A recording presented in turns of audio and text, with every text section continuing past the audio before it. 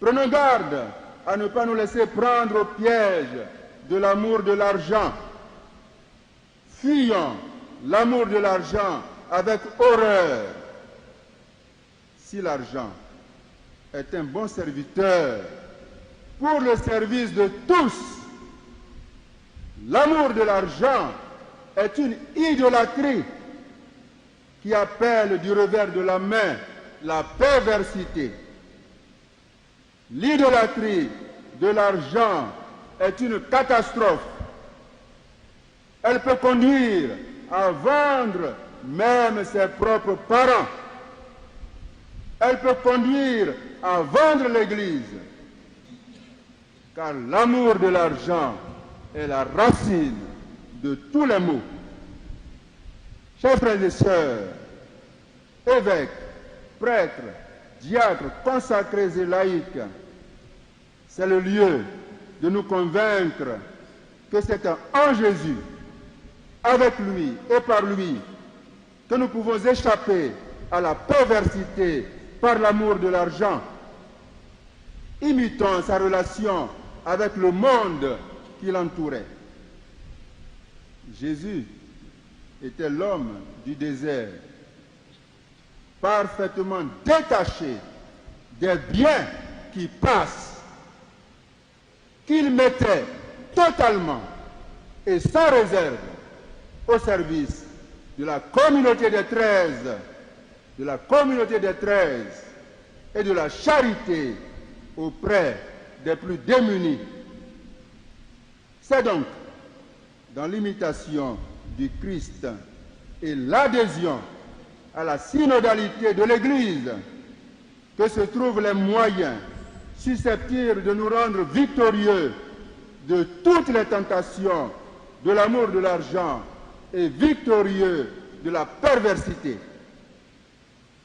Vivons l'Église synodale, incarnons l'Église synodale, vivons la communion au service de la mission.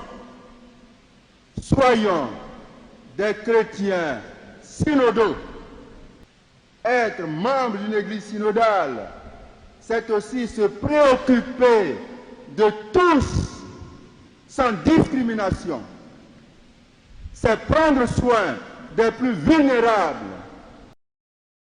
Chers frères et sœurs, gouvernants, rois et reines, chefs et cheftaines traditionnels, et vous tous, détenteurs d'un quelconque pouvoir, le prophète vous exhorte.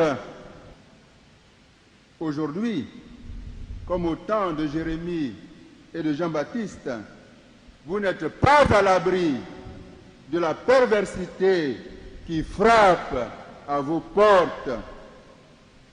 Vous pouvez être tentés de laisser vos consciences et celles de notre société, dont vous avez la responsabilité et la charge, se pervertir, se corrompre sous la pression de l'idolâtrie du pouvoir et de l'argent.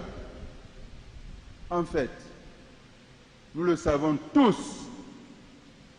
plus une société prospère, plus aussi prospère la malice. C'est ce déchirement qu'a vécu le peuple élu de Dieu au temps du prophète Osée. Israël était une vigne luxuriante qui donnait bien son fruit.